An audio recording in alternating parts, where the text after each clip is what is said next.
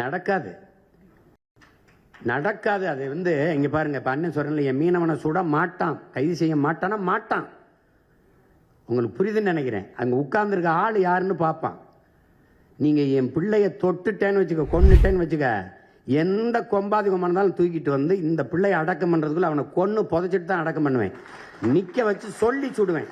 அவங்க பெற்றோர்கள் சொல்லுவேன், இப்படி ஒரு பிள்ளைய பெற்றதுக்கு நீ அழாத, நீ அவமானப்படாத. இவனை இந்த மாதிரி பிள்ளை பெற்றுக்கு தலை உணியணும் அப்படின்னு சொல்லிடுவேன். இவன் துயர் இந்த நாட்டுக்கு இழுக்கு. இவன் யாரும் 2 பேரை போட்டேன்னு வச்சுக்க, தொற்றுவான்னு நினைக்கிறியா? பொம்பளை பிள்ளைய தான் தலை உணிஞ்சு போகணும்னு நினைக்கிறியா? வர்றவன்லாம் தலை உணிஞ்சு போவான். நாடுகளில் ஏன் இந்த பாலியல் குற்றங்கள் குறைவா இருக்கு? ஏன்னா கடும் சட்டம், பொது வெளியில தூக்கல போட்டுருவான். உங்களுக்கு புரியுதுன்னு நினைக்கிறேன். அதனால அந்த சேட்டையெல்லாம் இங்க செய்ய முடியாது.